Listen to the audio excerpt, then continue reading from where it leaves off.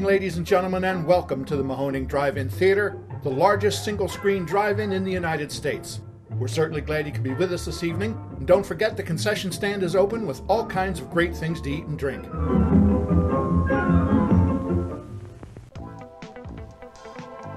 .3 Mahoning Drive-In Radio, your old friend Virgil back once again with another amazing episode of the podcast.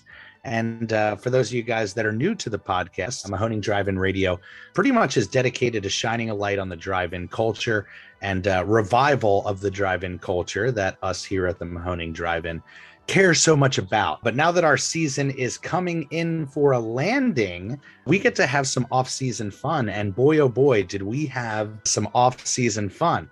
And before we get into things, I should say we have several guest hosts tonight. So say hello, everybody. We got Mark, we got Robert, we got Sandy, and we got Mama Beth. Hello. Hello. Hi. Hey. Always great to have you guys. So we had an incredible experience over the weekend with what has become regularly an annual event for Exhumed Films with their 24-hour Horrorthon. And Mark, do you want to explain a little bit on kind of the history of this event and how it's kind of come to be? Sure. This is the 14th Exhumed Films 24-hour Horrorthon. These were done for the past several instances at the iHouse in Philadelphia, which was Exhumed's home for all of their film screenings. And what it is, it's, as it says, it's 24 hours of nonstop celluloid hitting a film screen. It is a show that sells out very quickly every year. I only ever went to the previous one that they did when they announced it might be their last ever because they were losing their venue, because they always happen to fall on either our closing weekend at the drive-in or our staff party. They always fell on a date that I couldn't make it because of my drive-in commitments. And what it is, it's feature after feature. They're all mystery movies. They don't tell you what you're going to see before you go in. They'll give you a list of clues, and then they make that in the form of a contest, or you get a ballot, and whoever guesses the most right wins a prize. And the screen never goes dark. So there's a few trailers usually, and then a feature. And as soon as the feature is over, it's really just like 3, maybe 4 trailers, just a few minutes, and then the next feature, it is a horrorthon. It's a mix of genres. Usually it's horror, sometimes it's a little sci-fi, sometimes it's a thriller. It can span anywhere from the 40s to the 90s or even early 2000s. And it just all draws from Exhumed's just vast film library, along with, films they rent or borrow from other people. And the trailers kind of give you a little bit of a clue as to what you're about to see. It might feature an actor from the film you're about to see, or sort of same genre, same studio, or something like that. So it really keeps everybody guessing and playing the game, so to speak, right up until the moment that the title hits the screen and people applaud or Carl gets up and walks out. And for the East Coasters, I mean, this event has become legendary.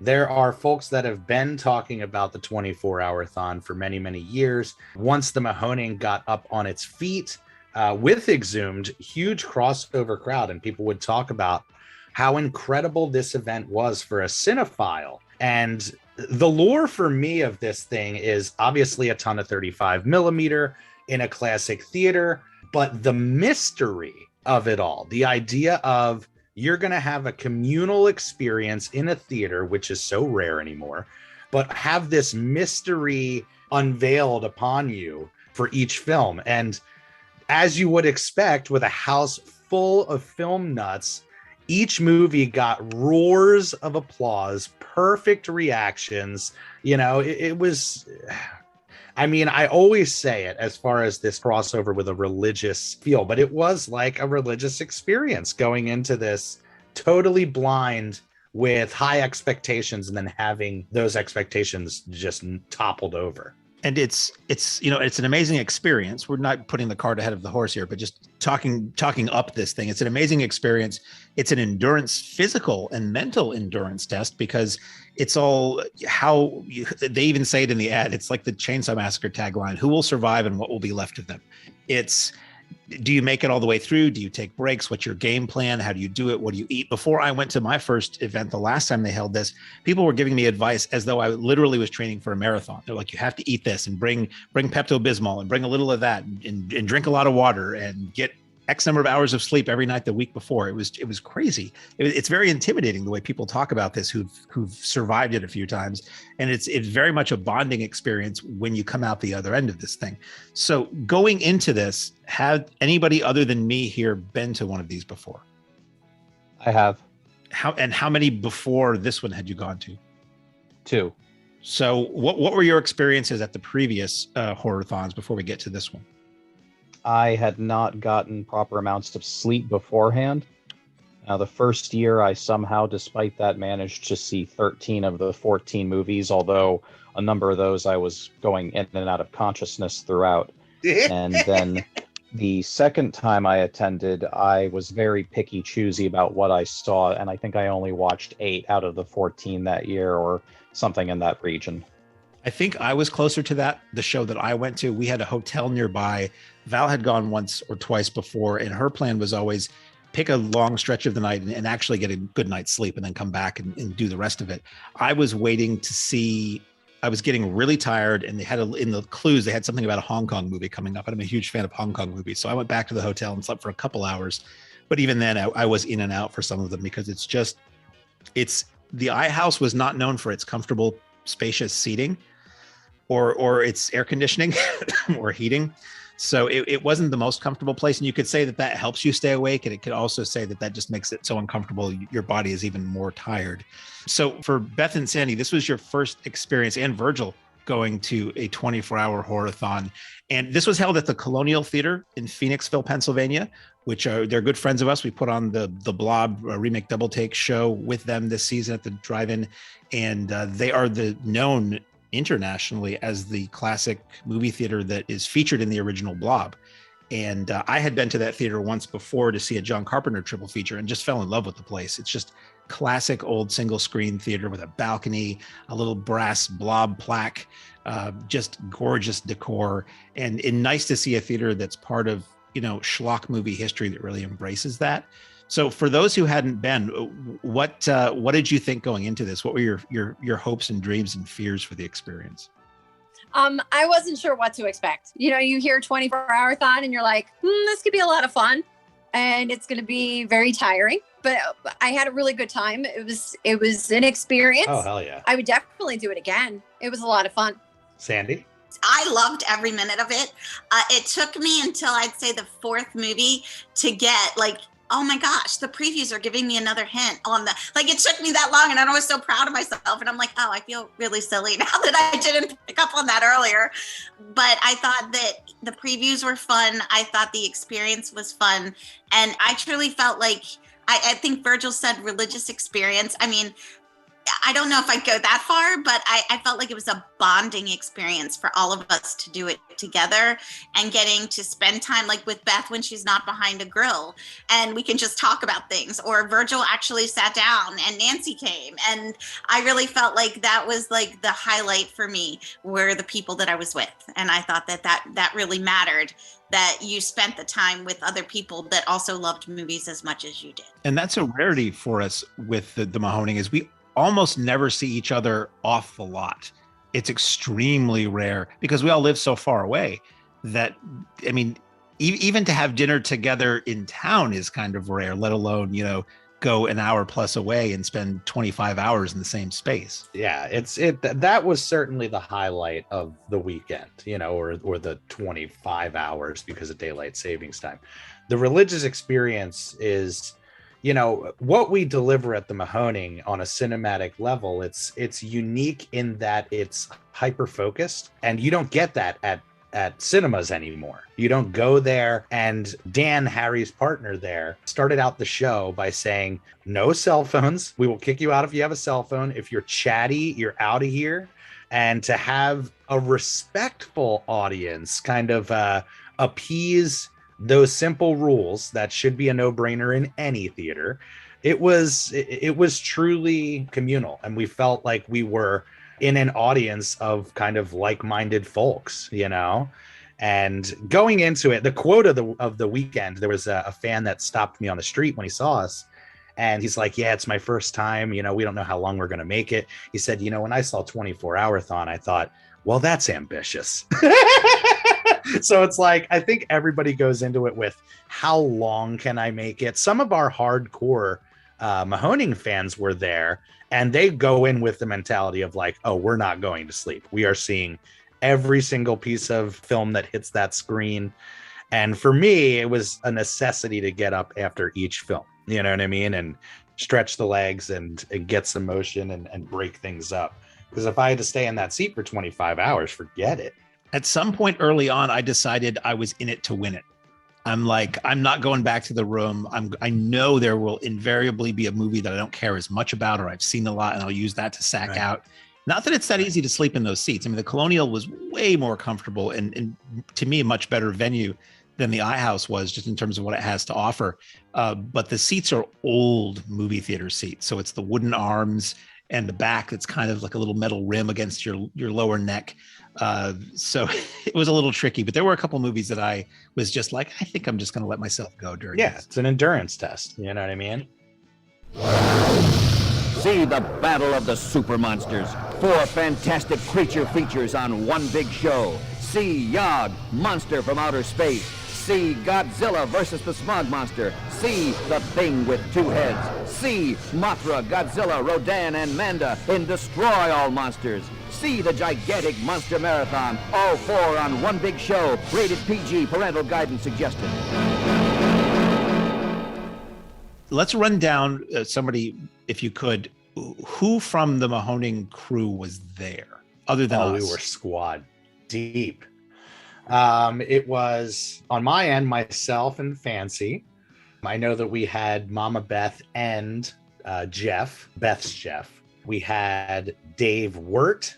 We had John was there. Dave Wright was there. Dave Wright was there. We had Jeffrey C. in the house. I mean, as far as, you know, our regulars, it was kind of endless, you know, as far as Tina, the folks. Yeah, the regular folks. It was, gosh, even looking over the balcony down, I was just like, well, we know all these people. Sheila Diego right in the front row, Mikey Gingold, like we said.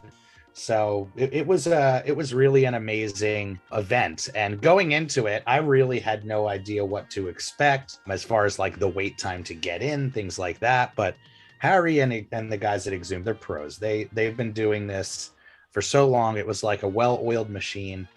And before we kind of get into the event specifics, why don't we go into Robert's role in all this? It was kind of, I'll let you tell the story, but it was kind of dropped on him that they may need some help projecting for those 25 hours. No, Harry first asked me if I would be interested in projecting for him during the season some months ago, but it was a little unclear for a while how much help the theater was going to need on the actual day. They told me in an email, and I believe this was Scott, who I believe is general manager. He's been with the Colonial since they reopened, which I believe was sometime in the late 90s, although don't quote me on that. And he initially said sometime between midnight and noon for 2 to 4 hours. I ended up working for 8.5 hours. Scott had been doing pretty much everything on his own prior to that time. I jumped in around 3 a.m., I believe. I watched 7 movies. I was in the audience for the first 9, and then I helped with projecting the last 6. And it was a lot of fun. And given that I don't think it would be possible for me to watch all the movies, let alone enjoy them all over the course of 24 or 25 hours, it was probably the best of both worlds. Yeah, it was. The presentation was beautiful on both your guys' end. I got to ask, because, you know, the booth is all the way at the top of the balcony, and certainly a different type of setup than what the Mahoning has. What was it like kind of projecting on a downward angle?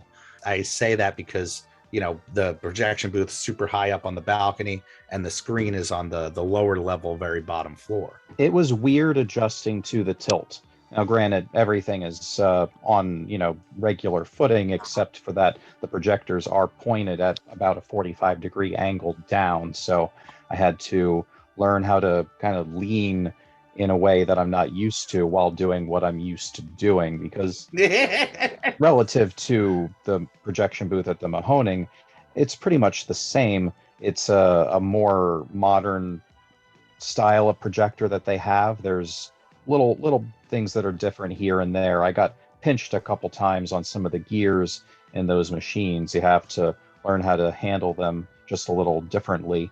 And I'm still a novice. I'm looking forward to working there again and learning more, because it was kind of fly by the seat of your pants. I had never encountered those machines until the day beforehand.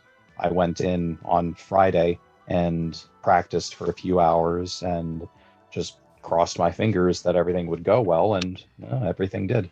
Yeah, it was beautiful. And to think that you, like, I kept peeking over and seeing you in the audience, and I'm like, there's no way he's going to stay here, then jump up in the booth. That's just crazy. And it's a good time to bring it up, but every single person that passed in front of us, Beth will tell you, that was wearing glasses, I'd say, is that Robert? Like, no, that's the guy who's sleeping in the seat in front of us. And he goes, why does everybody look like Robert? I was really on the hunt for you that night. But he really did look like Robert. He did. It's true. It was very strange. There were a couple. And there was another guy that looked like Rob too. Yeah, there was strange. So we talked about it before we started recording, in the fashion of 24-hour-thon, in that the films are not openly promoted. Before the films play, they make the statement of, please don't share this out publicly. That being said, we're going to beat around the bush with the titles as we go through. But Robert hit it on the nose. If you guys want to know what was played, it's not difficult to find out. So we'll just leave it at that and jump into things. Why don't we talk about the pre-show fun that they had, Mark, which I've never experienced, but the Guess the Titles contest that they had, and also, I guess they'd call them like door prizes, because everybody, as soon as they came in, had a chance to win. Yeah, Dan Fraga of Exhumed he's a wonderful host. Every Exhumed show I've ever been to, he's the host. If you've been to the Mahoning for an Exhumed event, Dan doesn't really do a lot in terms of hosting at the Exhumed shows at the Mahoning, except for Camp Blood. Dan is the guy who's dressed up like Morty from Meatballs. He's sort of your head camp counselor and organizes the games and things like that. So if you've seen that guy, that's Dan. So he gets up on stage, he welcomes everybody, he reads the rules, he's very funny. And when we were standing in line, so people started lining up somewhere around 6 or 7 a.m. to get a good seat. And that's traditional for these 24-hour shows. So there was a long line of people all the way down the block. And while people were waiting in line, people from Exhumed came and gave you your ballots. This big, long strip of paper. And they also gave you your program, which had really cool artwork on the front. And it opened up and it had the rules and it had past films that had been shown. And it had this list of clues, which we'll read as we go along here. So part of the thing, you'd get a ballot and you could fill that out, and you had to hand it in before the first movie started. And they would tally that up. And the people who got the most correct answers would win really cool prizes. But also, everybody had a wristband that allowed them to come and go freely from the show. And on that wristband was a little number. And they would use the random number generator on Dan's phone to just call out numbers of people in the audience, and you would just win something. And there's a longtime friend and fan of this show that goes to a lot of regional horror conventions and gets really cool, like limited edition art posters and prints signed by the celebrities who are in the movies. So there was a lot of Tom Atkins represented, or as they called him, God Who Walks the Earth, Tom Atkins, I believe. Every time you mention Tom Atkins, there's a lot of Adrienne Barbeau. There was a lot of Tom Savini, stuff like that. So quickly they run through and they just have people run it out to you. If your number is called, you say, hey, that's me. And he runs it out, all kinds of prizes. And then they launch right into, I don't recall if I don't think we had trailers before the first feature. No, went right into it. And the clue is undisputed horror classic that somehow Exhumed Films has never previously shown.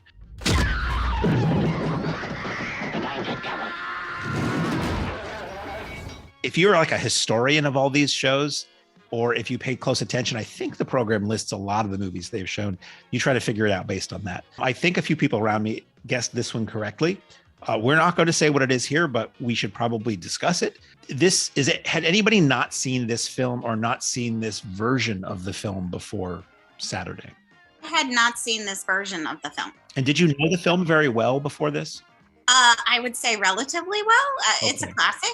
But like there were several moments where I said out loud, I'm like, I never saw that before. So I really felt like it was a real treat to see it on 35 millimeter.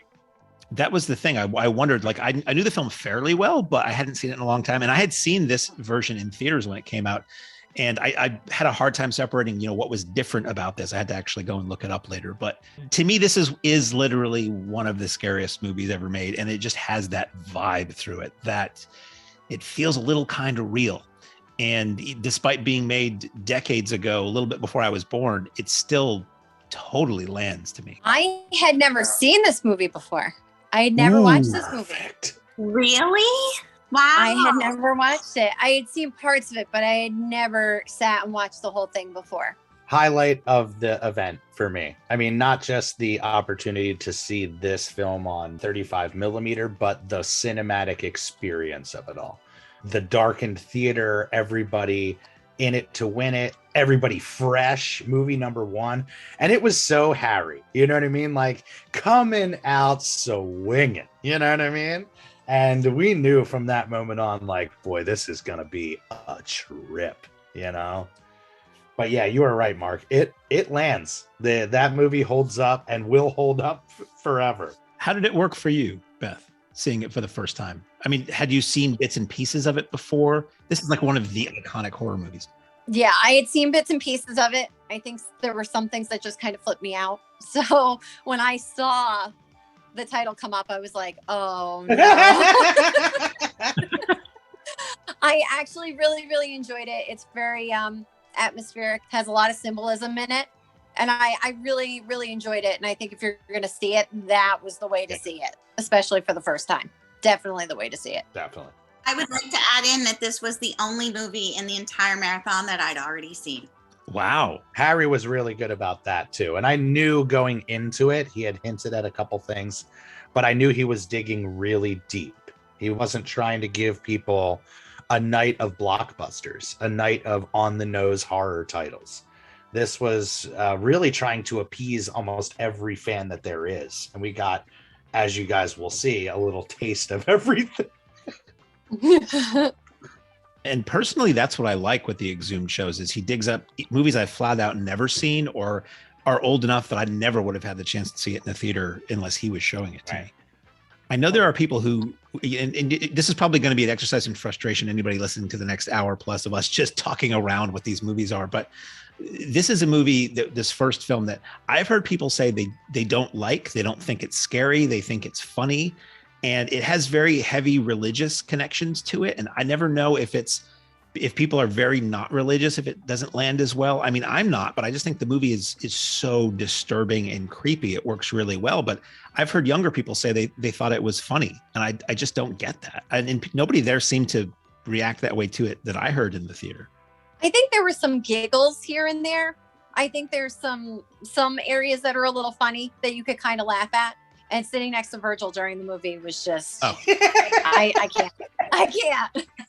My dad would always pull, and we might have talked about this on the podcast, Mark, at one point, but my dad would always, to freak me out, because he knows that movie would freak me out, he'd turn to me and go, Demi, why you do this? Not to give away I guess that gives it away. It does give it away. Yes, I think it's the seventh sign with Demi Moore. Why was he calling you Demi Moore all the time? I kept quoting a certain line from the movie over and over again, whether people wanted it or not. I thoroughly enjoyed it and I laughed. So, and that's the way to start out Horrorthon. Like I said, we knew we were in good hands. We knew kind of how things were going to flow.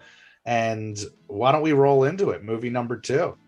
And for all of our listeners, if you want to follow along while we avoid saying these titles, I'm looking at the Colonial Theater's Letterboxd page right now, and they have the entire marathon listed on their page. So it's quite easy to find these titles while we beat around the bush. Number 2 was, to my mind, just as strong as the first, and a real pleasure to see it on film. I've already seen this movie. Of all the 15 that played, I had already seen 5 of them, and Just a really, really good mix. And I can say that without even having seen 7 of these movies. Projecting them, I wasn't able to watch them, but I can't wait to hunt them down and watch them on my own. The official clue for movie number 2 was very, very specific, and it was easy to get this one. Incredibly influential Euro horror melodrama. Good luck. Not since the cabinet of Dr. Caligari have critics been so enthusiastic. Never before have audiences been so terrified. Never again will you experience a tale of terror to compare with...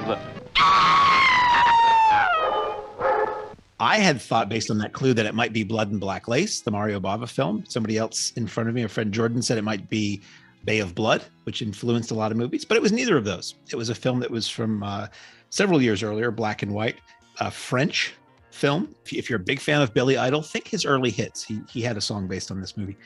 One of the things we all do after the Horrorthon is, what was your favorite and your least favorite? And this might have been my favorite, just because I never thought I would see it on the big screen. And it has this weird, very quiet, black and white, kind of dreamlike vibe to it. It's got a character that wears this strange mask throughout the film. A mask that looks like an attractive person's face, but all the actress has to work with is her eyes. Oh, shit, I just said, I'll cut that out. I'll bleep the title, but not when I said shit. So yeah, had anybody else heard of or seen this film before? Total new watch for me, and an amazing experience once again to get to see it with the Mahoning crew around me. It was a new watch for me. I knew the song because I actually referenced it to Sandy, who was sitting behind me. And I enjoyed this movie a lot. I did.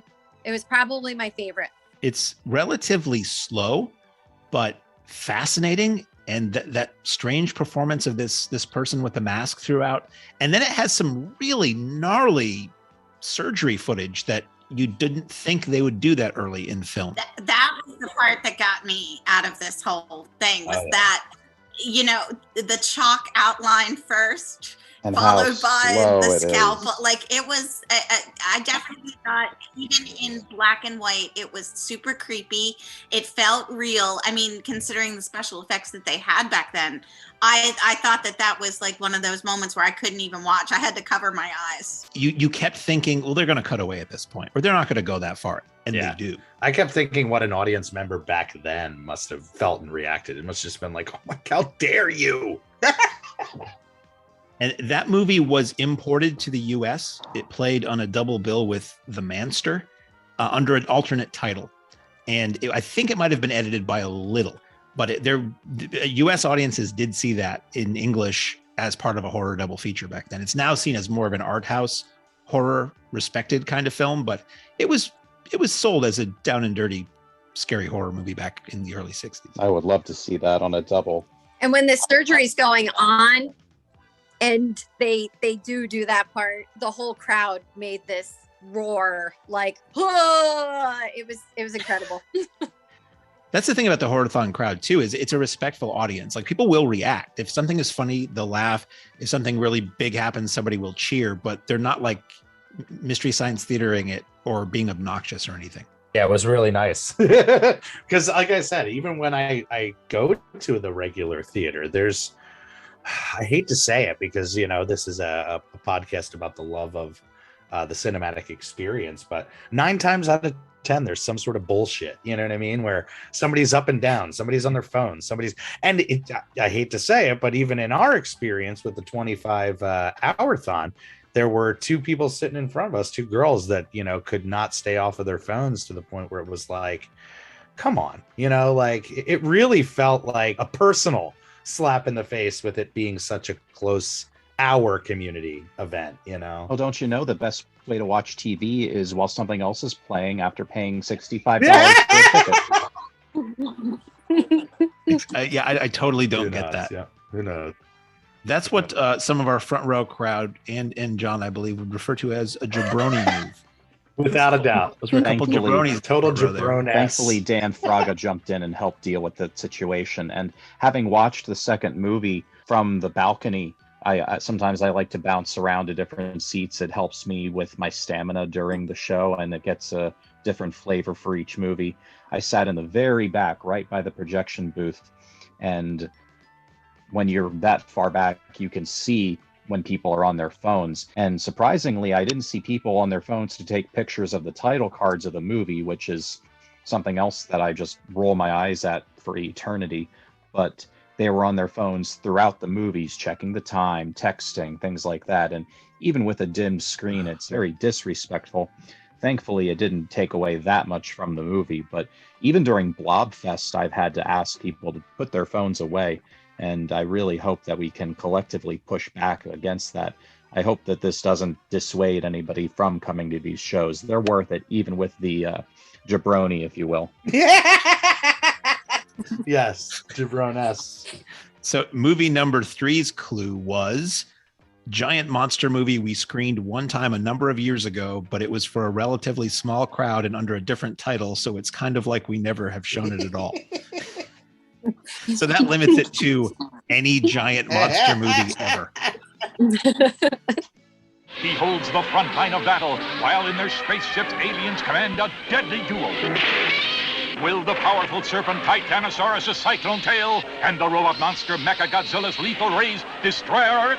See this ultimate test of power. And what it was, we can say, right? We're not saying the titles. It was I mean, there's so many to pick from once you're under that umbrella, but I kind of knew that there was going to be a Big G appearance on this lineup. I didn't know what the title was going to be. Probably could have never guessed it with this title, but it's always a pleasure to see the Big G up on any screen. But this was the first time that I ever experienced some kaiju goodness with an audience that wasn't at the Mahoning. You know, I've never had a cinematic experience watching a Godzilla movie. I grew up watching them on Saturday afternoon TV, where they were 16 millimeter prints that were horrifically panned and scanned. So for me, it was like getting a little piece of a childhood I never had, being able to see this, 70s. It's the 70s goofy kid skewed Godzilla. And it was a total blast. And the audience was really into it. They would cheer when Godzilla showed up. They would cheer and applaud when Godzilla would smack down another creature and best his opponent. And it was like being at one of these, I imagine, 70s kid matinees when these things used to play. I think my favorite moment of the entire show from the audience perspective is that scene where Godzilla was buried by his nemesis. And when he gets out of the ground after he unearths himself and he brushes the dirt off his shoulders and kind of pumps his fists, that was sublime. Yes. Awesome. And that's having seen it before, but I'd forgotten that moment, and savoring it in real time. It's that alone was worth the price of admission. I think this was the movie that I clapped the most during, like I was 7 years old again, because there would be moments where something adorable would happen and you're like, Godzilla's back, and you clap, and you just are so happy about it. And watching it with other people in a theater. I've never seen a Godzilla movie in a theater, and it wasn't until Mark said it that I realized that's true. I watched them at home with my mom and dad when I was a kid. Yeah, I think we all were too young to have that experience. It was sporadically through the 60s and then big time through the 70s. But by the time the late 70s and 80s rolled around, it was local TV and then later home video. It's exceedingly rare to see any Godzilla that's not a brand new, American release on the big screen, because Toho has a very, very high rate they charge for you to be able to show their films. So most theaters they don't feel like it's worth it and they don't do it. Yeah, I can say there were some amazing moments of laughter from the audience because, for those of you guys that are familiar with the Godzilla titles, there were just moments of kind of goofy, I don't want to say bad, but like goofy wigs and, funny looking characters and funny reactions and things like that. And they would just get uproarious laughter. And again, that's what I love about the kind of communal cinematic experiences. It's infectious. It makes the movie and the experience that much better. And it was a nice change of pace. I mean, Harry and the Exhumed guys are experts at film programming, period. So you had that very disturbing, dark, quiet, slow, dreamlike Euro horror film. And then you have a Godzilla movie. It's like you just had a nice meal and then you had a giant hot fudge sundae for dessert with bubblegum. Yeah, I can say going into it with Dan's intro, he did let us know that there were going to be 2 titles that were digital, but they were restorations. I believe one of the titles, we were the very first to see this restoration. So I think that's the film we're about to talk about. Yeah, that was kind of a little segue as we steamroll into the next one. This was a 4K restoration DCP.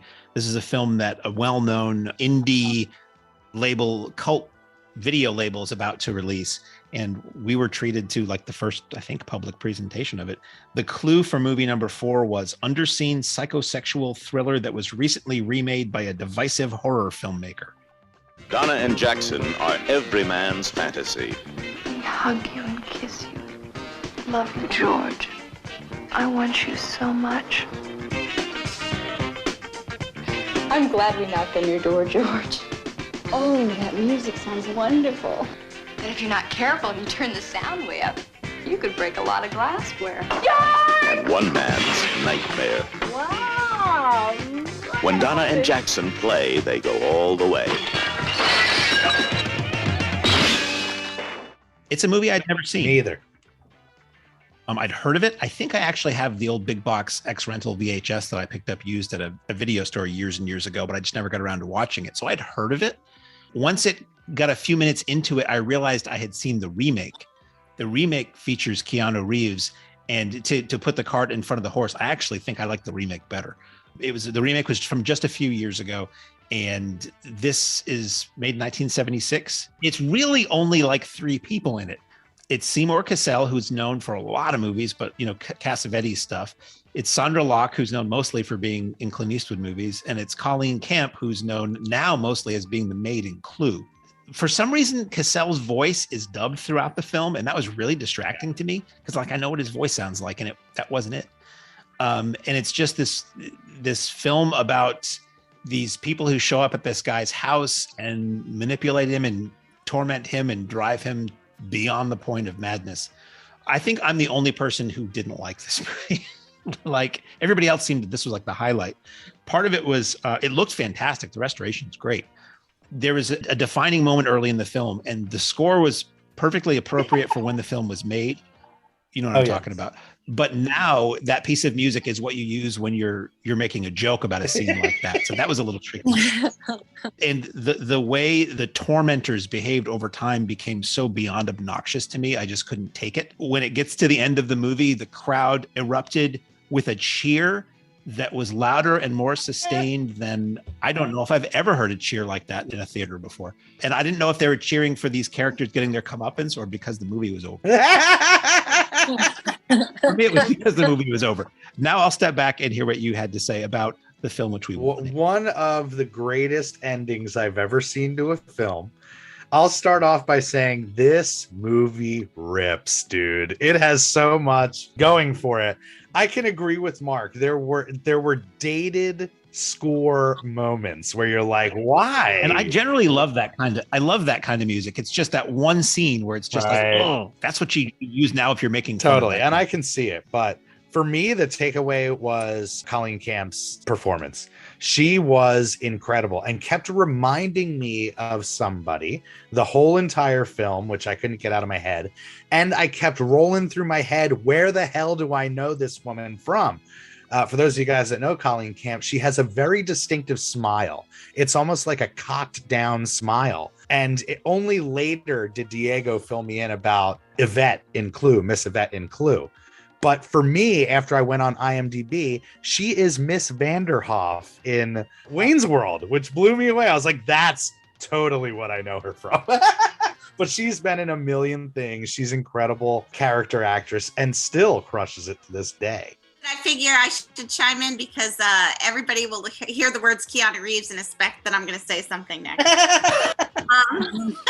So I, of course, own the remake, and I felt watching the original that it gave me a lot to think about the remake. I'm kind of with Mark in that I feel like you see the certain scenes at the beginning that you go, yep, definitely I know what this is because it's distinctive how it opens. But at the same time, I felt like the remake was definitely different in tone. Like the ending that you were just talking about, Virgil, is one of the best like it's an entirely different ending in the remake. Yeah. And I felt like both of them had a lot of good qualities, but I might have to say that, Keanu Reeves, I'll take the remake over the original one, but definitely a good fun pick to watch with a crowd. I mean, that's the thing about all of the movies we've talked about, is that they were good crowd movies where when you go to the little brief time in between, everybody wants to talk about the movie you just watched. Yeah. Great way to be exposed to a new title. I certainly would not have enjoyed that film as much if I were watching it in my bedroom. You know what I mean? There's just no way. It was a perfect kind of, especially if you don't know what's coming, film to have wash over you. I wish I'd been able to see that one, but unfortunately there were limitations physically, and I had to step out during that movie. So I appreciated how much it brought the crowd down from the lobby, brought the house down rather, because the crowd just erupted at the end. I can't wait to see it. And that rolls us into film number 5, which at this point, it's about not, the next film I think ends right around 9:00. It's one of the things too during the Horrorthon. Like, I was seated downstairs. I wanted the screen to be as big as possible without having to look up, and I wanted as much legroom as possible in an aisle seat.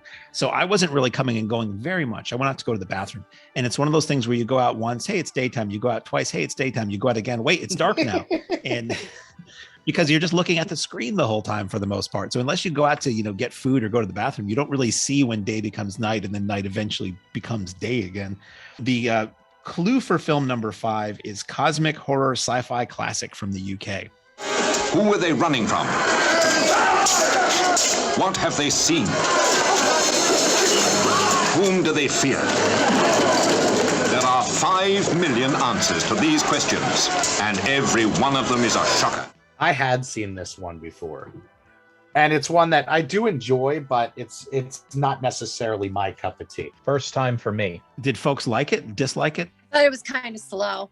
And by this point, I was kind of hungry. So I was like, can we just leave and get something to eat? I know it's terrible to say, but no, this could have been the movie I definitely probably could have skipped and not really worried about missing it, to be honest.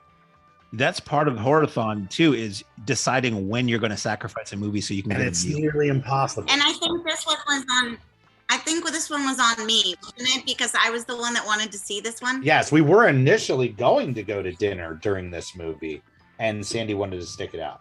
Yeah, I mean, I'm a big fan. I mean, anybody that knows me knows I love the old black and white 1950s, where the girls are in beautiful clothes. And, it's just, I really thought I liked the first half of it much better than the second half of it. But in the beginning, when we were whispering about leaving, I was just like, no, I want to watch it. But yeah, we probably could have left to go get dinner at this point, too.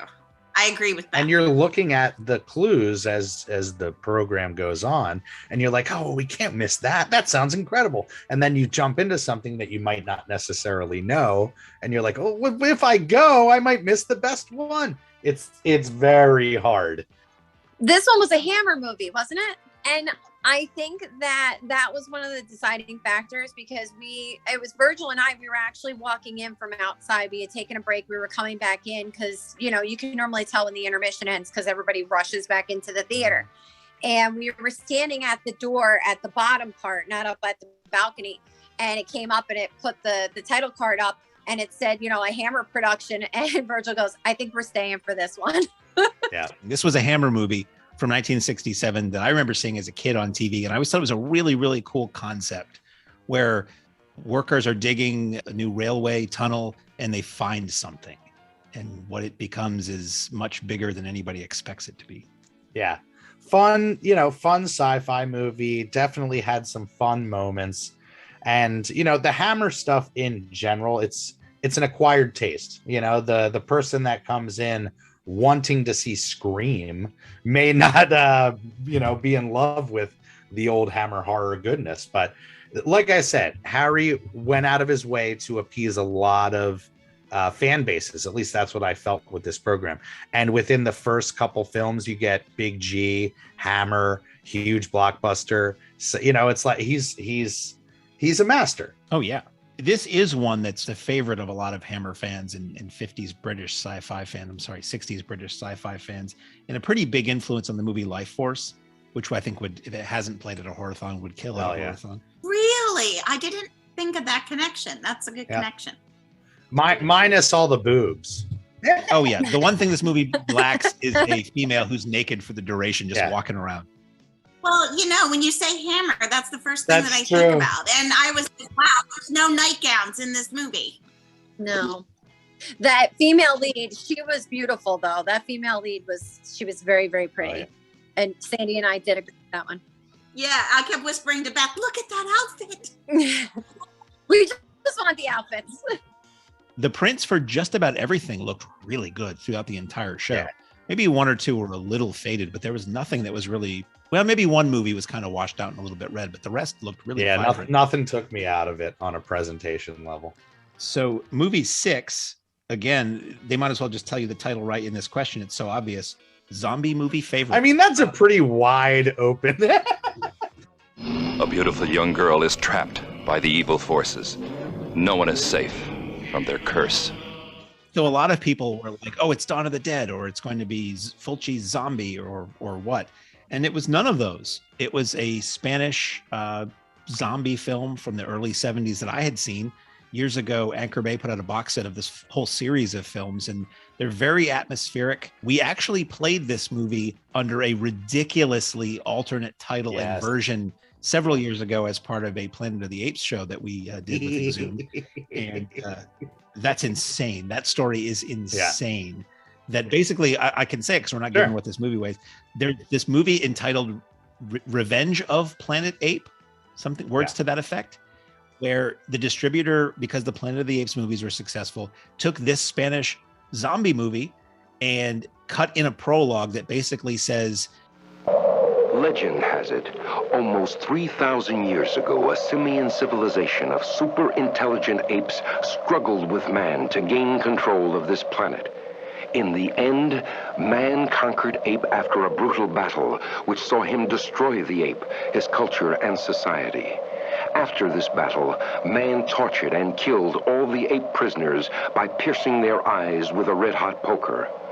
One of the prisoners, who was also the leader of the apes, vowed they would return from the dead to avenge man's brutality at a point in time before man destroyed Earth himself.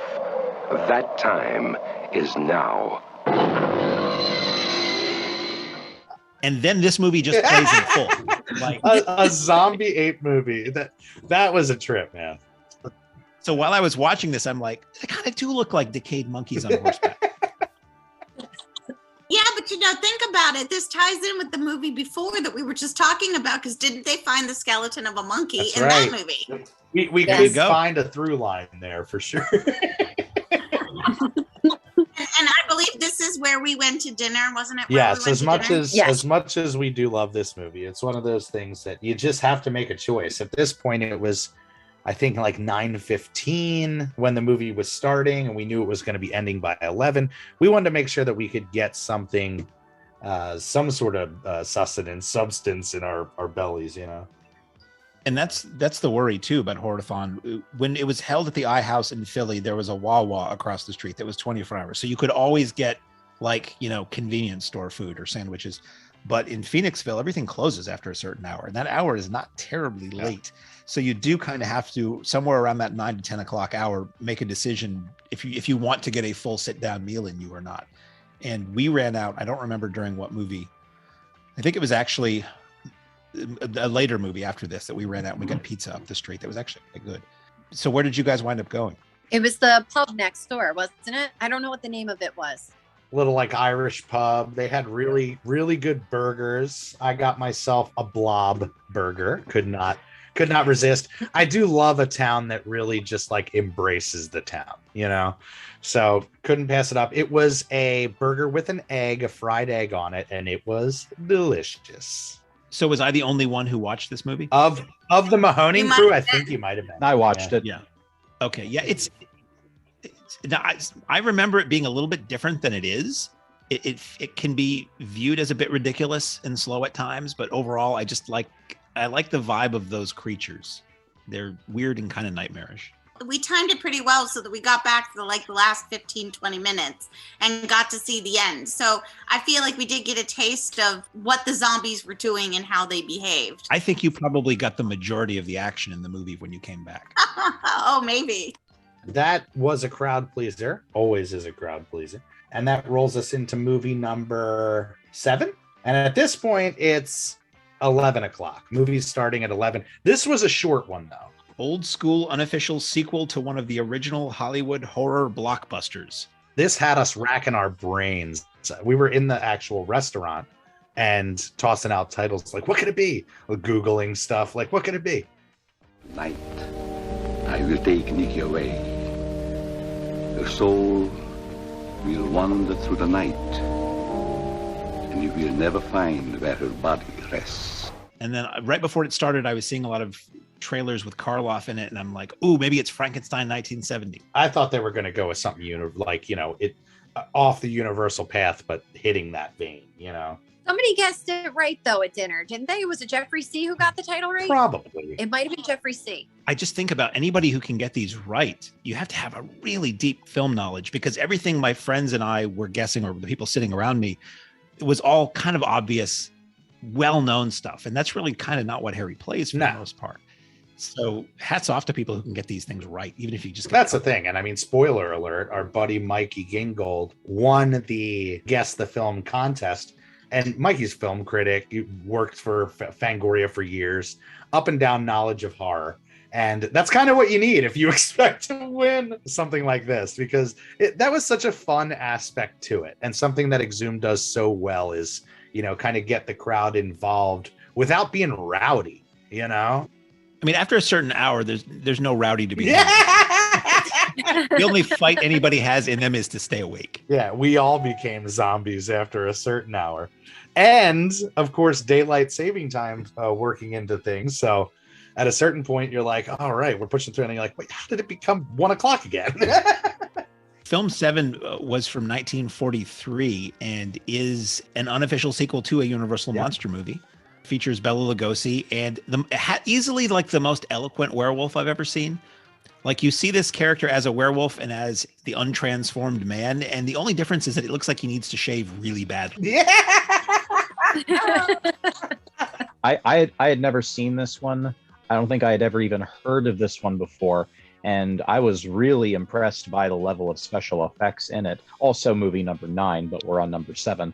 I was really pleased with this one. As far as overall experience of the day, it might have been my favorite just for how rare it is to see this movie on film, I expect.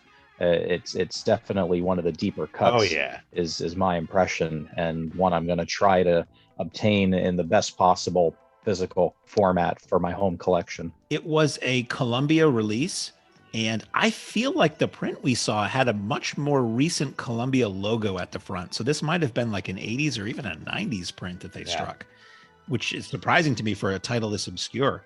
And it's a fun Universal style monster movie. It moves right along. It's got, multiple monsters in it. The effects, as you say, are quite good. And it just feels like a good kind of bubblegum Saturday matinee monster movie for the youths. And it was really, really cool to have the opportunity to see this. Great performance by Bella, too. Any chance to see Bella up on the big screen. And that rolls us into film number 8, which this is the one that I think a lot of people were blown away by. I think this is the film that will be the cornerstone of this podcast. The Clue, movie number 8, sleazy, absolutely bonkers Italian horror ripoff. Oh, the one Italian horror ripoff that exists. So this was an original Italian language print from late. No subtitles, no English dubbing. Our friend Ian Zipczynski had translated or acquired subtitles and was basically doing live subtitling or cueing the subtitles live as the movie played with a little video projector that projected across the very, very bottom of the screen. Smaller subtitles than they would have liked. I think they initially wanted to use the DCP in the main booth to do this, but it didn't quite work out that way. So they were like these little yellow subtitles across the bottom. So yeah, this is a sequel, unofficial, illegal sequel to a 70s Australian horror movie that was very, very popular in its day. That had its own Australian sequel, but this Italian sequel was like a sleazy, softcore, gore, bonkers movie that's like, it went somewhere nobody thought it was going to go, and then it kept going, and then it went even farther. This is the movie I think we all talked about as being the most memorable of the day. Oh my gosh, can I just start? I just want you to know, like 3 people texted me at the end. I looked down at my phone and people were like, are you okay? I did think about you actually while watching the movie. It just thinking, oh, how is Sandy reacting to this? And then the one scene that I can't stop telling people about, of course I choose my audience wisely, was the one lady death scene. We'll just that's the one. Yep. Yeah. And I'm just like, everybody that I talk to about that, I'm like, and then. Just when you think things can't get any crazier. Yeah, Harry had an amazing quote, which let me pull it from the Exhumed page because it was too perfect. It kind of summed up the entire event for a lot of people. He says, some movies are not for everyone. This movie is not for anyone. That's funny. And boy, oh boy. I mean, that's what it's all about, though, is like, you know, that really pushes the limits for a lot of a traditional audience. And this is almost exactly what the Exhumed 24-hour crowd was hoping for. Something that was just going to literally turn their heads and turn them in their seats, you know? I mean, it was ridiculous with ridiculous, silly, laughable dialogue and just gratuitous nudity. And I mean, basically everything you want in an R-rated movie. But then there's this female death scene that is, it is a murder in the most gruesome way, but it was more explicit than I imagined. Like I thought, oh, they're going to sort of dance around this. And it's like, no, they're going to show you something that, wow. Yeah, full view. Full view. Was it rated R or was it rated X is all I really want to know. Oh boy, I don't know that it was ever released here in English, but I would have to say it would be an X for that. I mean, yeah, like I was like, I can't believe, I just kept sitting there going, I can't believe it. A movie that pushes the envelope. Yeah, that's what I say about the horror experience now, which we've talked about on the podcast, going into a new quote unquote horror movie is I just want to see some craziness, some brutal kills, and you know, I'll get my money's worth. Holy shit, this one delivers. And this is apparently available on Blu-ray from Severin Films, uncut. So if anybody wants to experience again at home, hell yeah, or find out what we're talking about, you can get this. And I think it was the right time of day. Yeah, midnight movie all day. We were all pretty like delusional by that point, and we were like, "Are we really watching this right now? Is this really going on?" I really honestly thought it was probably the most fun of all of the movies that we saw. Because I didn't know, again, I never saw it before. And I thought that the mystery of it was interesting and it was comical when it probably wasn't supposed to be comical. And I thought it was just really a lot of fun. I genuinely enjoyed it, but it's odd. It's a very odd movie. And let me tell you, I'm sure we'll still be telling the story and then. You're making me jealous for missing this one. I had to help deal with some of those rowdy audience members, so I missed the beginning of the movie and decided to just use the time to rest instead, but I can't wait to see it based on your descriptions. It looks like it wasn't released in the States. I can't find anything about an MPAA rating, and that would explain why it wasn't a print with English subtitles available. And I would like to mention, Ian put a lot of effort into getting those subtitles as good as they possibly could be. He was there the same time I was the day beforehand in the projection booth working with their equipment to make sure things were compatible. So if there was a way to do it, he would have found it. And I'm just glad that they were able to find another way to get those subtitles on the screen so that you could all see that movie from a 35 print instead of just playing the frickin' Blu-ray. And we actually dipped our toes in that water with, correct me if I'm wrong, Mark, The Last Shark? It was The Last Shark, and I think it was also Yeti Giant of the 20th Century. Yes! That was the same thing. That was utilizing our digital booth with Ian's subtitles to project over a 35 print from Italy that was just in Italian. Talk about pushing the boundary. Like you said, Robert, is being 35 millimeter purists, it's in this situation, you have literally a print that you can't get your hands on with English language. So the idea of still playing the movie and going through and translating and lining up the subtitles and having somebody there running the subtitles while somebody's running the 35, it's very cool. And I love the idea of them making this screening happen for all of us by doing that. The subtitles were smaller. And when we say smaller, like the text was actually smaller, but I think that's just because the digital projector they had to be that close to the screen, just because it's an open audience situation. There's not really many options. But I think certain scenes, even without the translation, they make perfect sense, like the one we were talking about earlier. Oh, yeah. Now, in the schedule, the next movie says it started at 1:55 and ends at 2:10. Now, obviously, this isn't a 15-minute movie. That's when we hit our daylight savings time. But why don't we jump into movie number 9? Movie number 9, the clue is smart supernatural sleeper that is one of the many movies referenced in the opening song from the Rocky Horror Picture Show. It has been written since the beginning of time that evil, supernatural creatures exist in a world of darkness. And it is also said, man can call forth these powers of darkness. So I know that song, I know Rocky Horror, and I kept going over and over in my head, and like, none of that really makes sense. And I'll say, it's the one part of the song that I always thought was just a crude joke and not referring to a movie, and it's the line, Dana Andrews said prunes gave him the runes. And that's actually referring to the movie. This is the movie that caused the show to run over schedule because they thought they were getting the US cut and they actually got the UK cut that's 20 minutes longer. It's a black and white supernatural horror thriller with really cool effects and a really cool monster that I still thought was kind of creepy. And it's a little Muppety, but I also thought in a big theater, a big old theater that would have played this movie back then, it worked really well. And again, that a little bit slower paced, black and white, British, kind of a quiet movie for the most part. It worked great at 2 or 3 a.m. in a big, sort of starting to empty theater. Yeah, going into this, I was telling everybody, I'm looking forward to that moment of delusion where I can't really tell, am I in a theater? Am I in a dream? I don't know what's happening.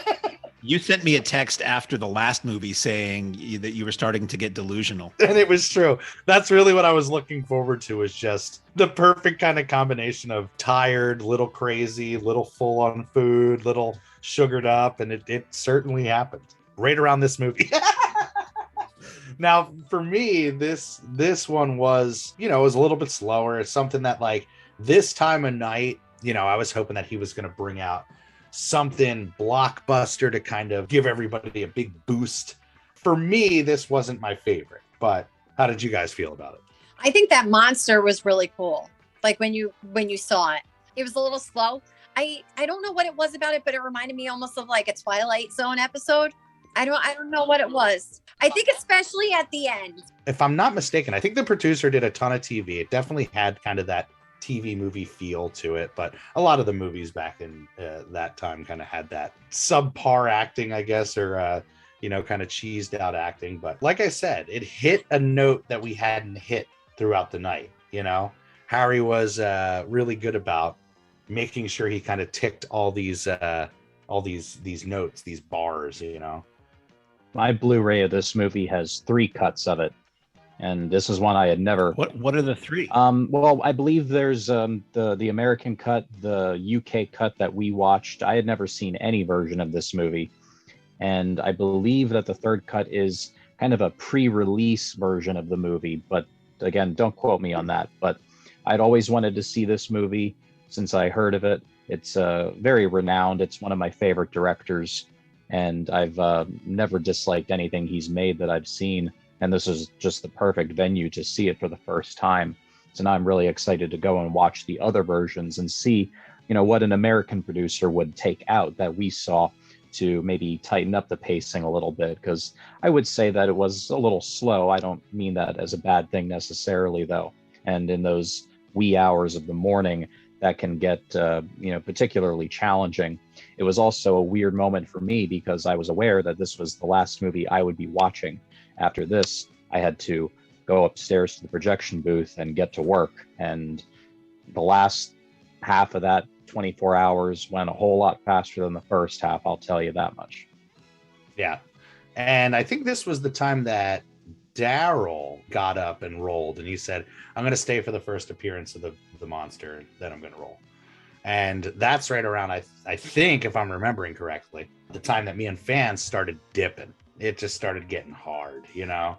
We popped out in the lobby at a certain point, and we were kind of walking the streets, which is another fun thing to mention. They were having some sort of a vendors out on the streets thing during the day, during the weekend, and the whole street was closed off. So when you went outside, you could literally just wander around in the road, which was really fun. You felt like you had the whole block shut off for you or something. But that's when we started getting really, really tired. The sugar wasn't working anymore. And I think after this movie is when we decided to head back to the hotel for a couple hours. Yeah, I want to say you guys left about halfway through, and then Jeff and I left. We watched the end of this movie, and then we left after that. I was going to mention that I believe historically Phoenixville would close the blocks around the Colonial Theatre during Blobfest in order to allow for vendors and food trucks and people to just, commingle in the streets. But when COVID started, they would do that for the sake of the many, many restaurants up and down that street to have outdoor seating. And I hope that they keep doing that on weekends, even post-COVID, because it's so nice to be able to just roam around and not worry about traffic. It's very European, and I'm hoping to spend a lot of time there in the off season. Yeah, beautiful, beautiful area. I can say the town, I had this quote, this town gets drunk at night. I'm pretty sure it must be a college town or something, but just the fact that there's so many bars congested right along that roadway, maybe we just didn't get lucky every time we stepped out for a smoke. But it was, it was a scene. It was wild. Film number 10's clue was rarely seen satire of, homage to 1950s era sci-fi horror movies. This was the one movie I really didn't like. This is a movie, it was made in released in 77. It was produced by a guy written by a guy who would go on with his wife to do some really huge sitcoms in the 80s and 90s. This is an early effort for him. Yes, this is what I was thinking with the other one. Yeah, the best thing about this is that it's got George Gobel in it. It's trying to be really funny, but I just didn't find it funny at all. And I always say there's nothing worse than a comedy that's not funny because you can't even laugh at it. There's just nowhere to go. Yeah. So at that point, I mean, I like the era. I like 70s stuff in general. And it was very, very clearly, slightly trying to look like the 50s, but everybody had 70s hair. And this is where I chose partway through to just lean my head back and see where sleep would take me. Yeah. I had seen this film before. Correct me if I'm wrong, but isn't Rita Wilson in this movie? Tom Hanks' wife? Yes, it was one of her earliest roles, I guess. Yes. But yeah, it's, kind of in that same vein. Like, this would have been the time to pull out a big gun, just to be like, oh, I am not leaving. I am not doing it. And I think it was the perfect choice for a lot of people to catch some Z's during movie 10. At that point, movie 10, it was also pushing 4 a.m. when that movie ended. Was anybody else there for this movie, or had everybody kind of checked out? Sandy, were you conscious through this film? I was there for everything other than going to eat. Okay. The only time that I took a break, I'll tell you when we get to that one, I took a little 45-minute nap. And apparently I snored, as everybody likes to tell me now. But it happened. That was you? It happened. I did hear somebody at 1 or 2 points snoring during a movie, but I doubt it was from that far away. But no, I watched this one. But the one thing I would say before we move on is that I thought that it might have been picked because I thought several of the scenes were like an homage to The Blob. Right. Like where Steve McQueen would go in the police station and say, one more time, you gotta help me. And that scene was in there, and I thought maybe that was why Harry had picked it. I mean, I appreciate it screening just for the fact that it's a very rare film. Like, I think it only ever had a videotape release in this country after it played in theaters, and I'd never heard of it. So, I was excited to see something I'd never heard of. I just personally wasn't. I hadn't heard of it myself. It looked fun from what I saw in the projection booth. I found it on YouTube. There's a channel I really like that I feel like plugging called White Slaves of Chinatown. They share a lot of really, really rare titles. I don't know how they get their hands on some of them, but if you want to check out some weird, cool, random movie shit, White Slaves of Chinatown on YouTube, go for it. YouTube's a great underused and underloved resource for films. Well, it's so funny. I used to haunt these torrent sites that trafficked in really rare stuff from cable broadcasts and videotapes and foreign discs and all that. And now all that stuff's just on YouTube. It's like so much easier and better to find these. Yeah. It's just there. It's out of copyright stuff. For most people, they don't think about it as, kind of a traditional streaming platform. But, if you treat it like you do your Hulu or whatever else, you can find some gems. I've been digging through some PD titles in the off season, and the amount of public domain goodness out there, it's like, psh, forget it.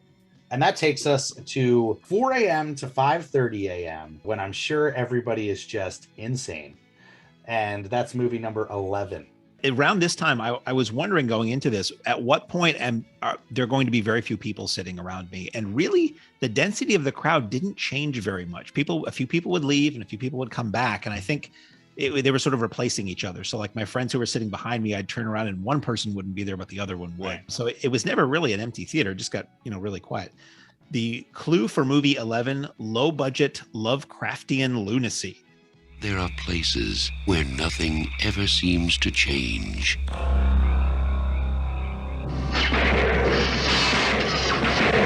But here, nothing is what it seems. So I thought it was going to be something like Demons of Ludlow or some really obscure thing. Right. It was actually a movie I'd heard of that I remember seeing advertised on TV and its sequel. And I remember seeing the video tapes in the video store. This, again, the cool thing about these shows, this was an alternate title for this film. Everybody knows this movie under one title, but the title on this print was The Farm, and it starred Will Wheaton and Claude Akins. And it was a movie. This was the one where it came up, and I was like, I think this is one I'm just going to full on sleep through, because it's a movie I'd seen before, wasn't a huge fan of, and I knew I was starting to really need at least an hour of sleep to keep going. So I really only saw the first few minutes until slumber took me over. Yeah, VHS gem, definitely in that VHS era. And even, after the fact, going through the lineup, it's a really fun choice. I love the idea of the alternative title. But it's one that I remember seeing, and, the fun Will Wheaton performance, things like that. But gosh, I'd love to say the other title. But if you guys have a chance, if you haven't seen this movie, it's definitely worth seeing. Sandy, were you conscious during this one? I totally watched this one. I watched them all, except for the one that I slept through half of. I genuinely enjoyed this. And again, remember, other than the first one, I had never seen any of the movies. So to me, I was intrigued because immediately this reminded me of my very favorite television show, The X-Files. That's what it felt like to me. The way it was set up, the way it was paced, the way, the character development happened. I enjoyed it, but I agree that I don't know that I necessarily would have thought of it as a big budget movie, but like as a TV movie or as like a long episode of a TV show, I thought it was enjoyable. Yeah, super fun. Movie number 12, as we roll into 5:30 a.m. This is one I wanted to make sure I didn't miss because I'm a big fan of Hong Kong movies. And this was, as I said earlier, last time we did a Horrorthon, I took a break but made sure I set my alarm so I could get back for the Hong Kong movie. And it was preceded by insane, hilarious Hong Kong movie trailers. And the clue here for movie 12 is crazy Hong Kong horror fantasy fun. It's a movie I'd never heard of, and I was big into Hong Kong movies in the 90s and beyond. And it stars Yuen Biao. Jackie Chan went to Peking Opera School with a few other guys who were like his really close friends as kids. And this guy was one of those. So they made a lot of movies together, and he's a really great martial artist who never really did anything that people in this country would have seen like on an American screen. But it was weird to see this. The basic storyline is like men at night with machine guns, and there's this giant like sculpture or vase or something, and it explodes, and a woman shoots up out of it and says the hell virgin is going to come and kill everybody, and this is what she looks like, and they go away. So basically, Yuen Biao is sort of like a spiritual martial arts wizard or something, and he and another guy from another disciple temple, whatever, are trying to find this evil supernatural lady and vanquish her. And it's surprisingly almost little to no martial arts in a movie that stars a well-known martial artist. It's a lot of like crazy special effects and exploding things and people's hair flying around and shooting energies out of their palms. And I couldn't tell you necessarily really what the plot was, but I had a great time with it. This is the one out of all the ones I couldn't properly watch that I was most upset about missing. It has this everything in the kitchen sink kind of a vibe to it that I really enjoy about a lot of movies from that part of the world. So I've hunted down the Blu-ray and I'll be watching it as soon as I can. It's just, I was just surprised. And not that there's a Hong Kong movie I've never heard of, but just one with an actor I know so well that I'd never heard of. But that was the case with last year too. It was, to me, a pretty obscure movie, but just totally bonkers and exactly what you need at 5 to 7 a.m. on a Sunday morning. It was like the visual version of the cinematic equivalent of a bowl of Fruit Loops for your brain in the morning. It just was like, what am I looking at? And God help anybody who woke up in the middle of this movie and tried to make sense of it.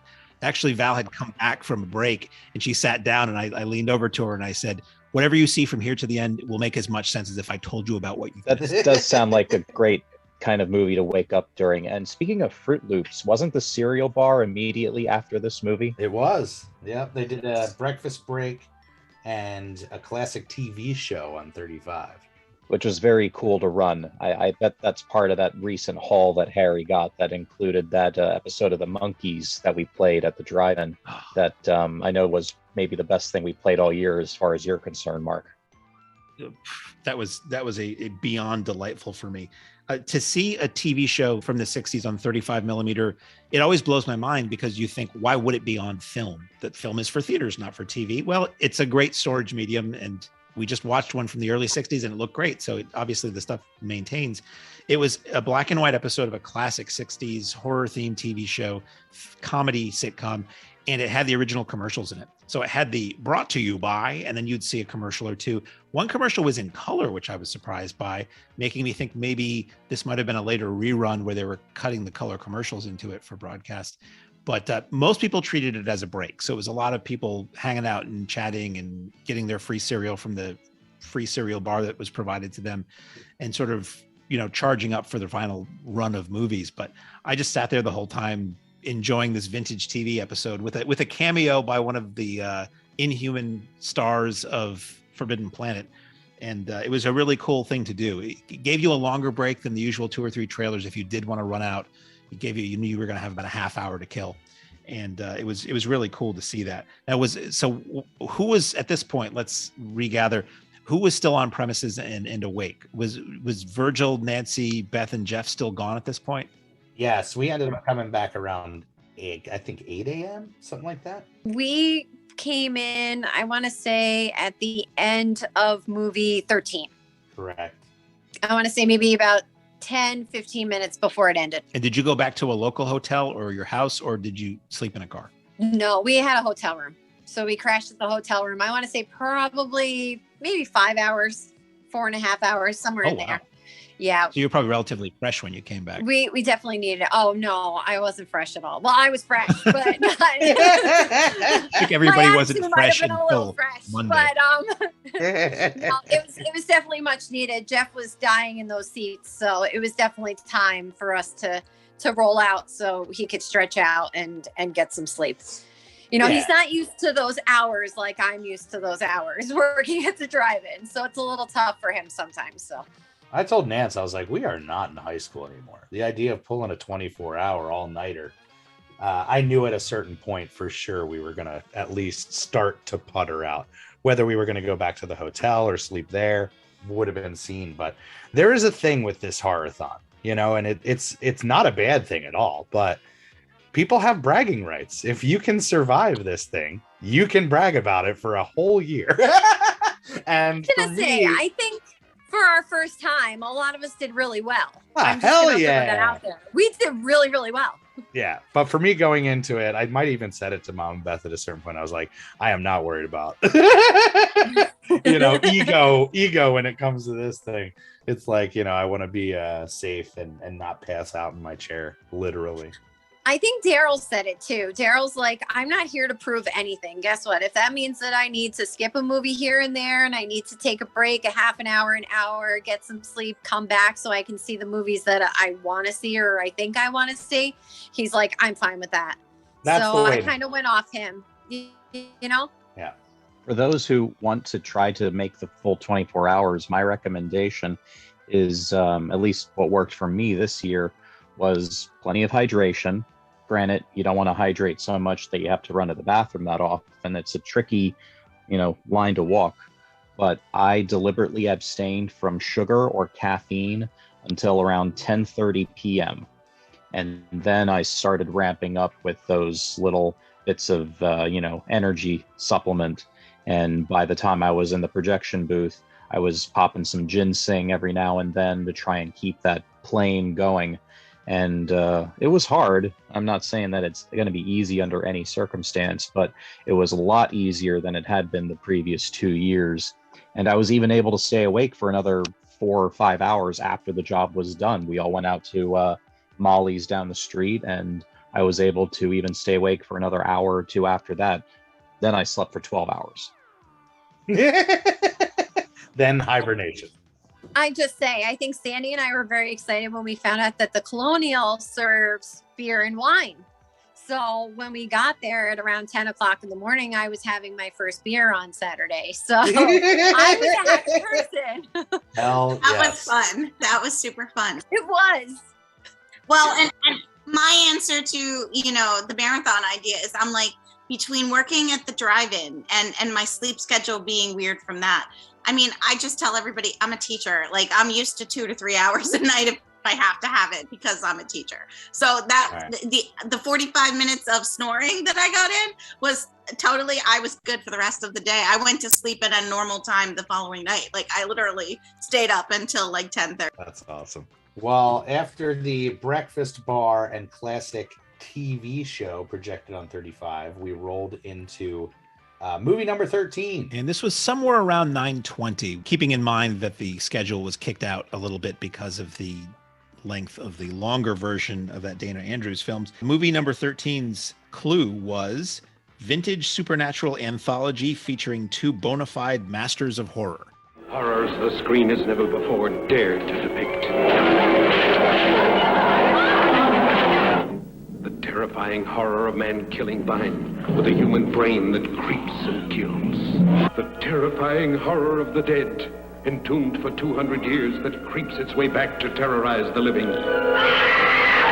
Now, I thought he was going to go super obscure, so I was thinking this movie called Gallery of Horrors that has John Carradine and Lon Chaney Jr. in it, which I've actually never seen. But this is actually one I have seen. This is one that I had on tape back from like the Nostalgia Merchant, or somebody put this out on tape. So I had an old cruddy, smeary pan and scan copy of this.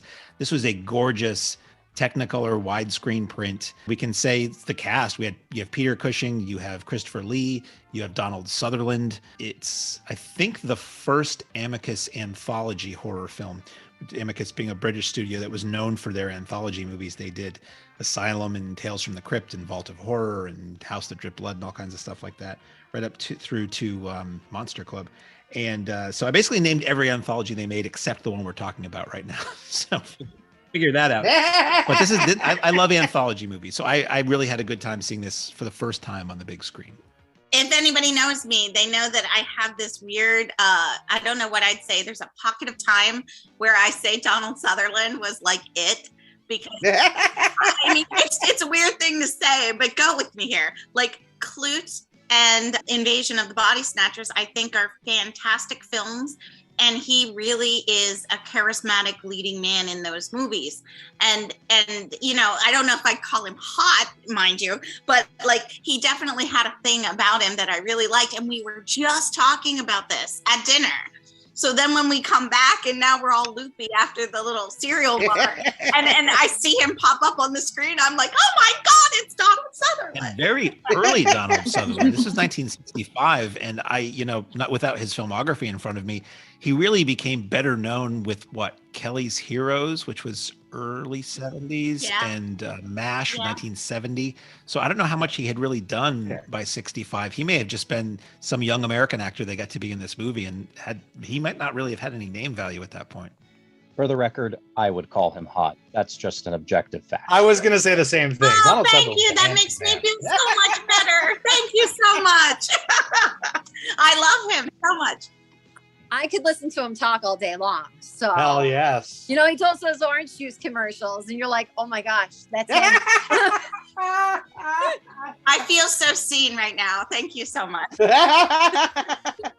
Yeah, it was a super fun one, and to see those performances, that's the thing I love about when Harry screens some of these older films, is you get to see an era of horror and an era of performance that we rarely get to kick into. So that was a really, really fun one. And that film sets the mold for all of the following Amicus anthologies, or just about all of them, where a group of people are together and some person is showing them their future, their potential future, and then in the end they find out they don't really have much in the way of a future. Yeah. So at this point, some of us have just watched, in less than a day, 14 movies in a row. 13 movies in a row. Some of us watched an excellent film inside our eyelids for part of that time. The movie 14's clue is intelligent psychological thriller slasher with a fantastic lead performance. So what do you think? Can we give this little guy a home? Sure. That's my girl. He's a wonderful man. I was really excited that they were showing this one. I've always liked this one, and I don't know how much this gives away, but I kind of hope that they do a remake at some point, but they make it a gender reversal. And I want the lead to be Britney Spears because I think she could pull it off. Well, it's funny because talk about a hook. We tried to show this movie once, and we were sent the remake instead. And we had one of the stars of the movie there. Was it a Camp Blood that we ran this? It was. It was an Exhumed event. Yes. And somebody at the studio saw the exact same title as the movie we wanted, but they picked one that was made 20 years later. And my whole thing was, why would you think anybody wants to show that version? And at this point, Val and I decided we were going to take a break and have a proper breakfast because I was starving and getting a little cranky. And it's a movie we'd both seen a bunch. I'm like, cool, we'll skip this. Ultimately, regret that. But as I walked out, Harry was in the lobby and he said, oh, hey, what about this movie? And I'm like, hey, they sent you the right one this time. And we had a little laugh about that. It stars Terry O'Quinn, which a lot of people know now from his role on Lost as John Locke. But most of us first learned about him from this movie, this really popular dark thriller about this guy who's not a nice new daddy. Also stars a friend of the Mahoning family, Miss Jill Sholin. And I regret not staying for this because I heard the crowd was way into it and reacting perfectly and exuberantly to the whole film. We came in right toward the end. I would say like the final showdown scene, and the place was going nuts. And I was like, shit, I wish I could have experienced the whole movie if I knew it was going to be like this. But you guys were all back and awake for this. Robin, you were projecting? I was up in the booth until reel 2 of the last movie. At that point, the manager came back. He had gotten approximately an hour's worth of sleep, and he wanted to jump back in because they kind of couldn't afford to pay me anymore. I was there a lot longer than they expected to be, and I really appreciated the opportunity. It wasn't even about the money, not that I'm complaining, but in a way, I wish I could have either ridden out the rest of the show or left like 30-40 minutes earlier so I could have watched that last movie because I had never seen it before, and it was probably a mid-condition print, if not damn close. I think this movie number 14 was the one that I noticed a little bit of print damage on, but it didn't matter. Like you said, Mark, the crowd was so into it. People were re-energized, and it was just a home run. And I think with people who enjoy 35 or are tolerant of 35, Print damage doesn't really matter. Print damage matters when you're missing chunks of dialogue or a scene abruptly ends, or as we've experienced in the past, the movie ends a few minutes too early, or if the color is so faded it's distracting. But there was none of that for the duration of these grainy running lines, things like that. Doesn't matter. It reminds you of you're watching a print. Look, everything looked great otherwise. And I think that it's especially cool and even useful when you're watching really gnarly genre movies and you're up so long that you're starting to break down at a psychological level. The way that an Exhumed show will go back and forth between prints that are just immaculate and then something that has all sorts of green emulsion scratches or some other kind of damage. And I think that that's just part of the fun. And these big programs really bring out the diversity of experiences you get. And then that goes even further into the genre. You can get all sorts of cross-pollination between the movies. Like you mentioned something earlier about there were monkeys in the one movie, and then there was that connection with Revenge of Planet Ape. And I think I counted at least 4 movies from that marathon that had people jumping out of windows. It's a really cool way to experience the genre in such a concentrated form. And I think, at this point, everybody felt like they had survived something really epic, and we did. The experience that Harry and the Exhumed guys gave us, it really went around the clock, and it had so many different aspects of horror. You can see why this event is coveted, and why people love this event so much, and why it's a communal experience and all of that.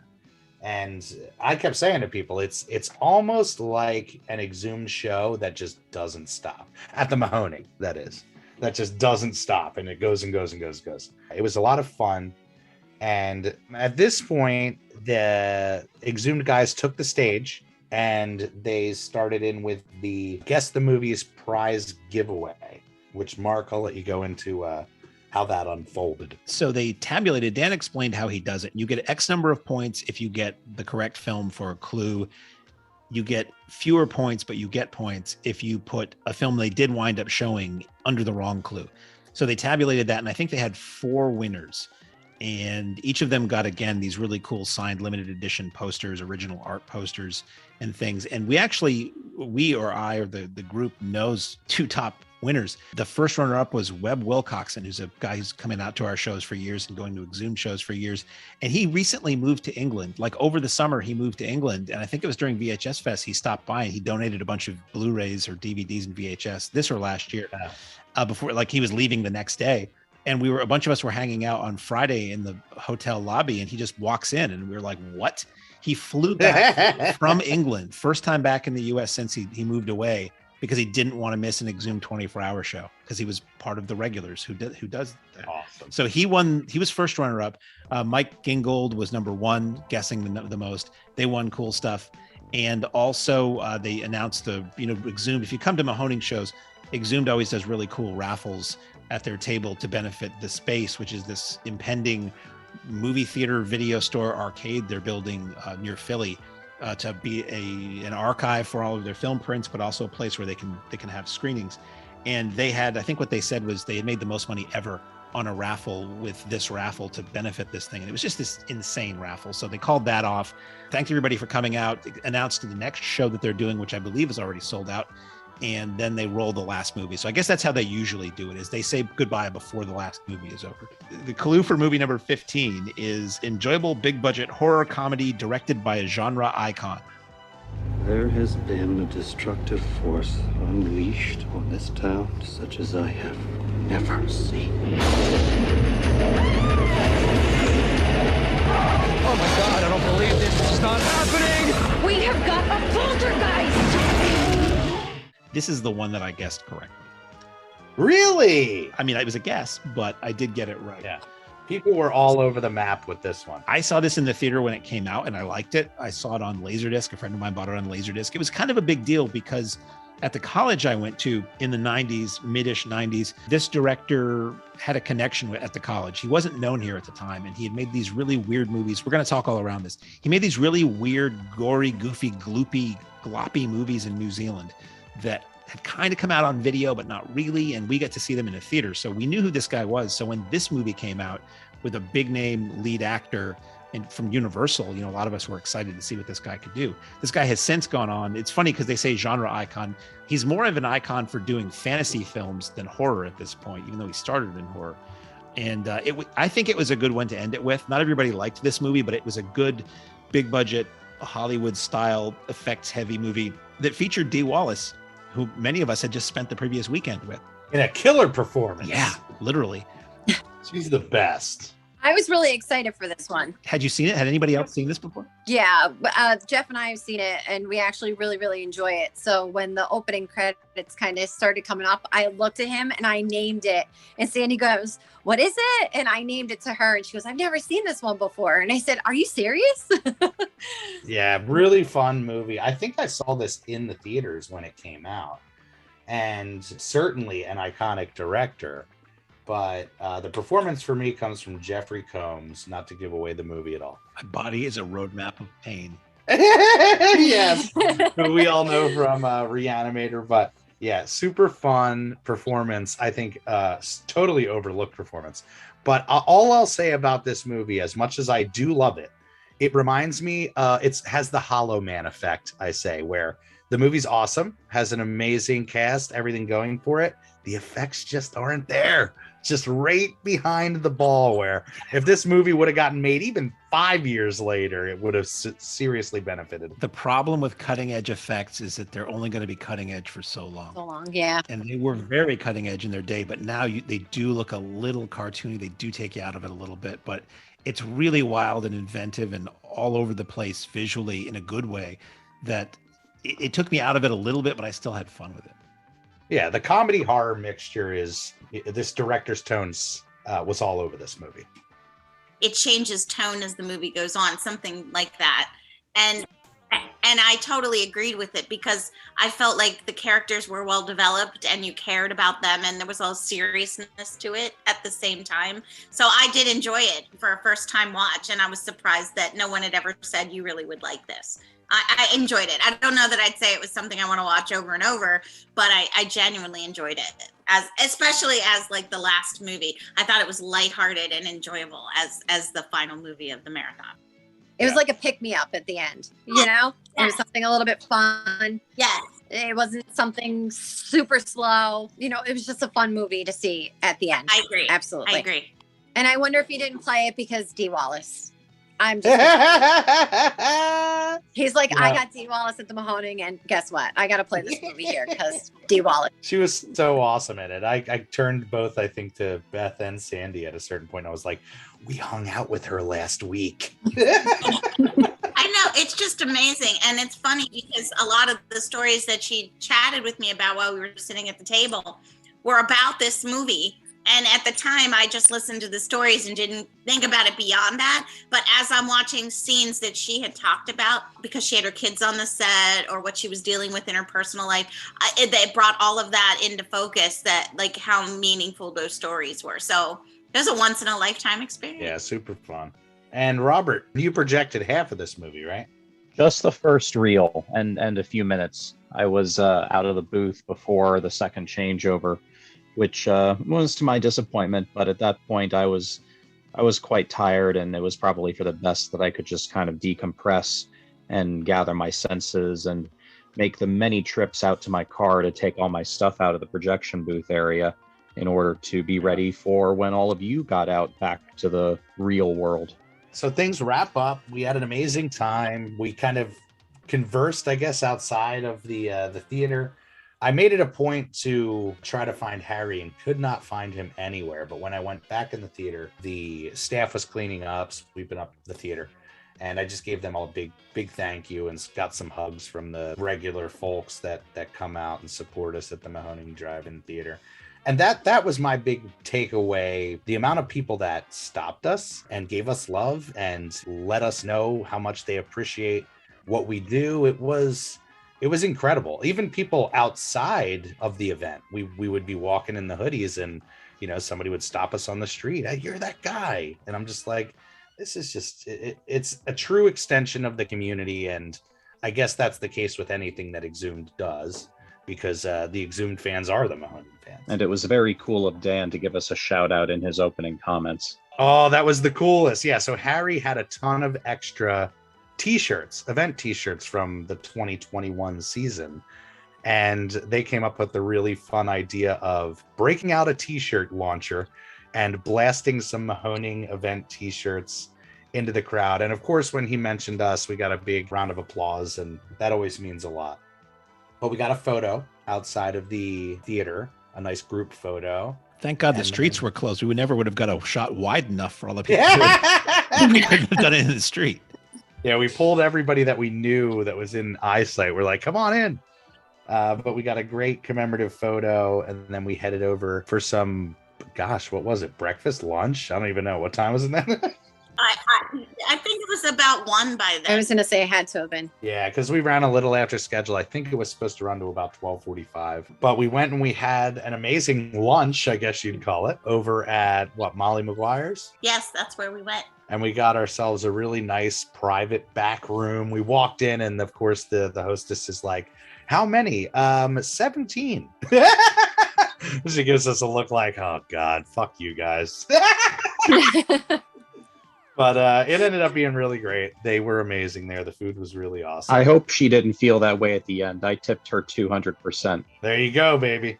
We take care of our folks. But yeah, at that point, I was totally burning out, and we had to get back to Virgil. So I think we left, right before the check came. But a hell of an experience. What do you have to say about this whole experience that we went through together? I loved it.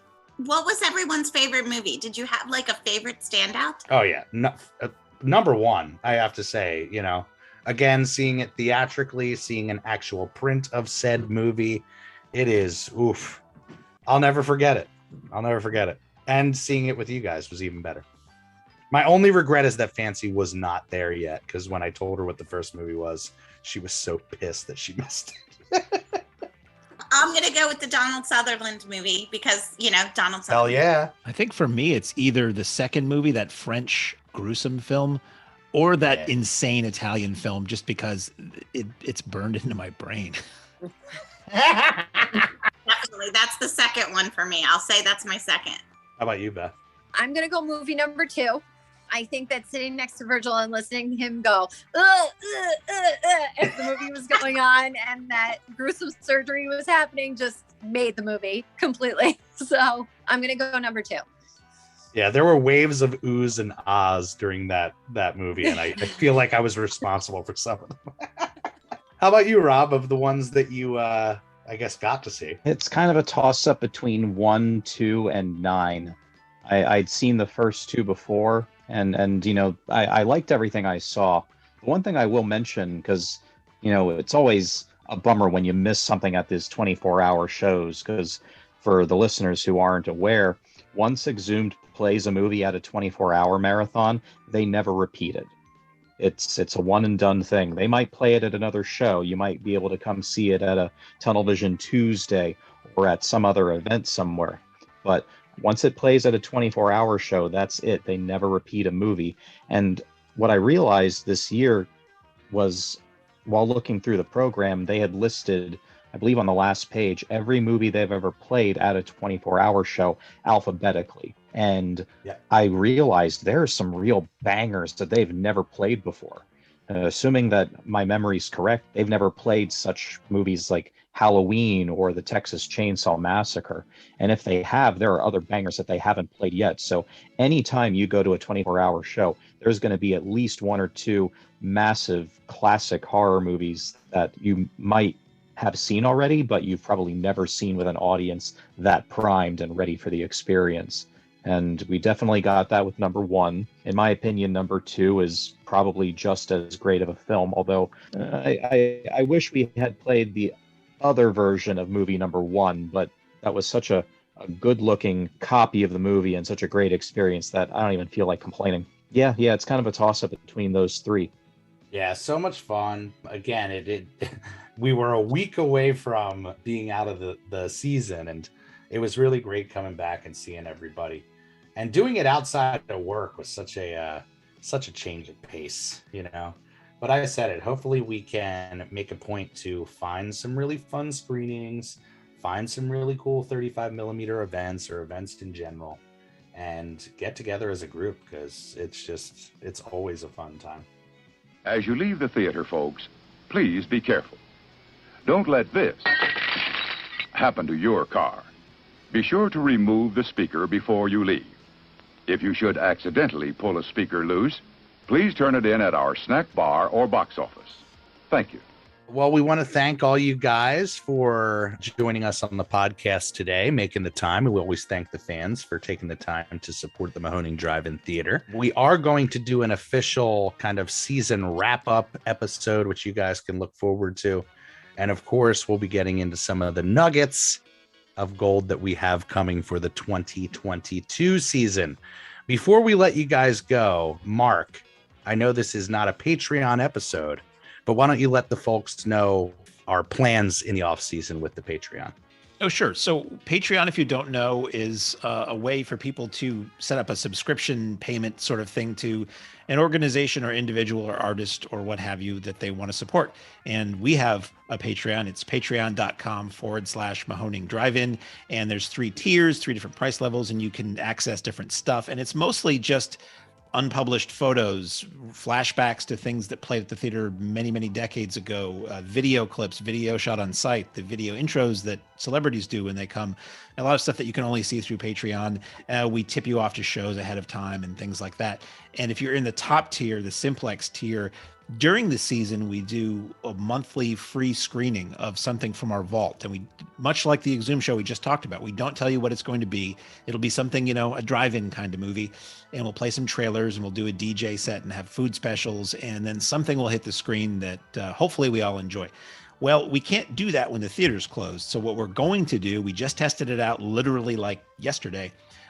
If you're in the Simplex tier, you're going to get a free virtual screening once a month, and it will be something rare and drive-in themed and appropriate, either from my archive or we may be pulling from a very well-known archive to show some videos. And it'll be a Zoom thing. So you get a Zoom link, you hop on, and with everybody else, you get to watch something cool that we picked for you and still sort of get together in the virtual realm. It's a way to keep doing these shows that people have been enjoying. It's also a way for people who live farther away, who can never make it out to a Thursday night show, to join in on that fun. So that's all there on Patreon if you want to look at it. Yeah, if you guys are on the fence, this is the time to jump over to the Patreon. A lot of people asked this weekend when they saw me, hey, how can we support the Mahoning in the off season? Well, this is a great way to not only support us in a financial manner, but to keep the fun going. It's always hard to say goodbye to the ones that we love in the off season, but this is a way to keep your finger on the pulse. And we're going to try to have a lot of fun with it. We're talking about DJ sets before these screenings. We're talking about video intros, after show kind of wrap-ups and comment sections and things like that. So, it's all about the community. If you guys love what we do, the revival of the drive-in culture, what the Mahoning stands for, hop on over to the Patreon and check us out. And be sure to follow us on all the social medias. That's also a great way to stay in the loop with what we're doing. So you get a nice long episode today, baby. Until next time, much love to all of you guys that are here in the room with me, and also all of you guys listening at home. On that note, Jeff, take it away, my friend. Ladies and gentlemen, thanks again for coming out tonight to the Mahoning Drive-In Theater. We hope you'll come back and see us again real soon. The exit is on the right-hand side of the screen at the front of the field, and most importantly, have a very safe trip home. Good night, and God bless you.